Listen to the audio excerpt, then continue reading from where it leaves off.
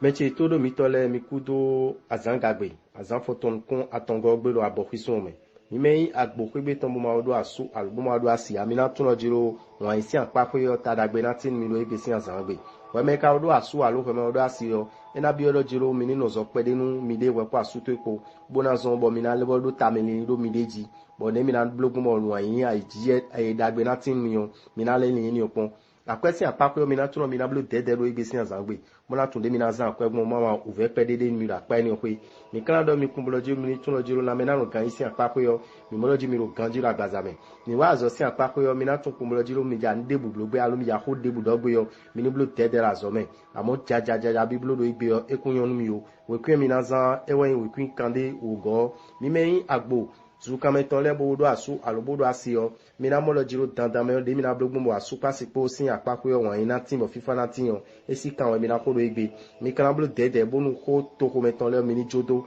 mama ina na zumbo sekidi na support ko to esa we me maka do asu aloko me do asia mina do no kumolojo ana pemede bo me mo ko ton wan iton kana je to eji dandan jan mi kan do no kumolojiro ani tun lojiro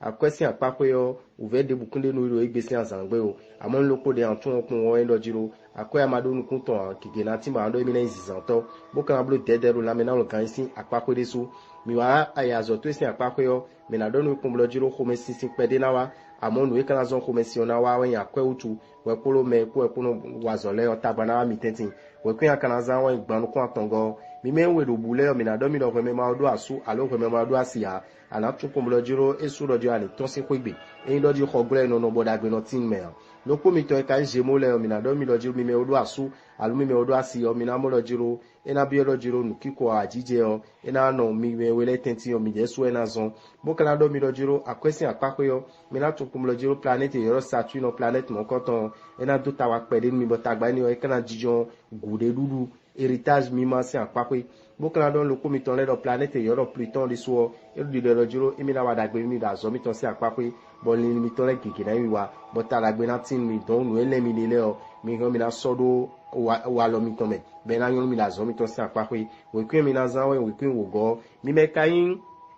agasale o mi na do mi kumlo jiro planet yo do Venus so planet mo koton e na wada gbe mi lo wan isi apako bo nu kon ina tin mi de kwa su mi ton ko we me maka do asu aro we ma do asia mi na do ni lo kwivo do di do jiro e mi na zon bo tara gbe na tin we do wan isi apako we so lo po mi ton le mi kan tun lo jiro akwesi apako yo uve de bukuna de mi lo igbesi azangbe o amo mi ni blo tete bo tun lo jiro tara gba pede na wa do akwesi zansi apako de su lo po mi ton le mi kan do mi pum lo jiro mi ni tun lo mi wa la me na lo kan isi apako yo ko me sin pede na wa enu emi egbe mo jan ta fe me ona support mi lo planet Saturn ena don eni o pede ro gbezan mi to me lo po mi ton le mi kan do mi pum lo jiro mi ni tun lo azosi apako yo mi na tun lo jiro uve pede na tin ofine uve ni o nu e kan zon bo mi na do dudeji ton we ndo jiro mi na do akonpipan mi ton la zon bo dudeji na tin mi la zo mi ton si apako we kwen mi na zan we kwen ya izengo mi me kan kini le o mi na do mi pum lo jiro mi ni tun lo jiro sun o do di do mi na don FIFA wa super potenti bo kondo pona tinu mi we me maka odo asu alo we me ma odo asia mi na do no pum lo jiro me gegesin na je to ji lo igbe si azangbe bo kan bo do no pum mi ton yin liyan le lo jiro akwesi apako yo mi ni tun pum lo jiro no emi le bo ja blu akwesi apako yo gege na ti bo mi na pe obran biblo to bo kan bo do mi pum lo jiro ta dagbe na tin mi do azo mi ton si apako ni mi kawa la me na no gan si apako yo mi na do mi lo jiro ni mi babunu kikulo ni dipo ohun mi ni de ndudu opo ino na zumo kukulo ena de ponmi bo kan do mi pum lo jiro mi ni tun lo jiro azo si apako tegbe lopo mi na tun lo uve pede na wa do fie ni o nlopo de mi kan blo wen lo jiro mi wuli bonu azo mi ton we kwen mi na zan wen gbanukun enego mi me kayin yon da lo jile o mi na do mi do egbesi azangbe o mi ni tun kumbolo jiro dandan me o me na ya sun mi alo me na sin mi o mi na di black pe me mo koton bo kala do nu mi me ka do asu alo mi me odo asi o do kondo kwa wa jije na tin asu pasi potenti trala mi na do mi da kwesi apako yo mi ni tun kumbolo jiro egbe o mi na blo dede nu akwesi zan mama nu emi ma le a mi na be akwede me alo nu emi ma modona mi na be akwede me na ve onu mi fatue ka lo te kon mi le mi ma o mi ni te ko bo de fatue no le ni kala do mi do jiro la me na no kan isi apako yo mi na mo lo ji mi na ro ganjiro agbazame mi wa zo mi ton si apako yo planet Pluton e do di do ji ni chome de boblo tete bonu nde bude ja biblo gbe yo be yin gan lo fine yo eni te ko bo de gan si afo we pin akana zan we pin enego mi me kai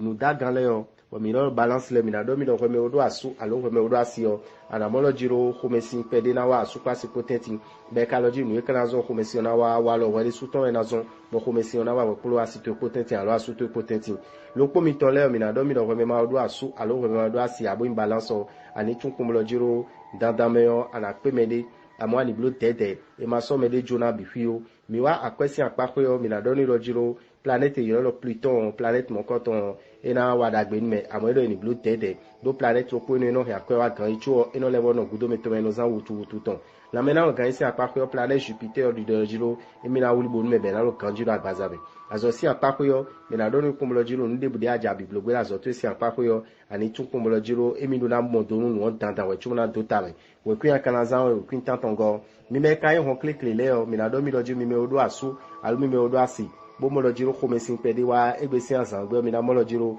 mi na levo to lebi fi mo na levo be dusin do bodagbe na tinu mi we me maka odo asu aro we me ma do asia mi na do no pomolo jiro ani tuna mi na pe me gegero egbesi azangbe no wan isi apape amo ayi mi to ni rote mo ma uve na tinu mi lo apa ni ope planète ka yo lo Venus so planète no koton ena no gudo to bo akwesi apape yo akuna za akwa wutu akwesi za to ebi fi na ko itedo egbesi azangbe bonu eka indo jiro aja honde bonu e mai nu dandan mejan we ba do besoin ton e do ma be akwedo nu mo koton de meo ni mi wala mena lo gan si apa yo mi da do ni lojo ando ganju la gbazame akasi te kom lo sport pe de na yonwe mi wa zo si apa yo mi na do ni kum lo jiro ani tuno ko mesin pe de na wa ko azogbe to ile ko tetin nu e kala zo ko mesin wen wi wa iton won we ni blo dede buka tuno jiro ali emiso ali dagbe tu e kan do jongi do no mi e we ku akana za we ku woloko go e wa na za botala gbe na tinwe mi me kai gada to le o mi na do mi do planète Pluton planète mon koton ena wadagbe mi do wan isi apape lopo mi ton le mi kan do mi kumblo jiru mi ni tun lo jiru danda me onu ko ena tinu mi do asupa si potenti on mi mayon blo a mede jodo ko na wa on ko mesin mi kan te ko la jodo bo kan do mi da zo mi ton si apape yo nu ko ena tinu mi la zo si apape bo planète yo Pluton planète mon koton ena wadagbe mi bo nu ko ena tinu la zo meton amo ni blo dede mama ko mesin na wa me ko gan meton le potenti bo nu mo koton e kan yin bla ve o nu metan akwesi apapo yo me na don we me sagite buja ho ai kungba we me ja ho nde yo we ni te kombo blo nu mo koton no igbesi azanbe no ai kungba ki ho ya ho ki ho do igbesi azanbe gele ki ho e wadagbe nuwe bo kan do la me na no gan isi apapo yo mi kumo ve debu nuwe o na do ganjiro agbazame we ku akana za we ku tenengo mi me kai Capricorne le o mi na do mi lo planète yo do Venus so planète mon koton ero di de kumblo jiro dagbe na tinu asupa sipo le bokondo ko na tinu mi amo mi na tun lo jiro nu e ko yin ho wini bo yin ho na do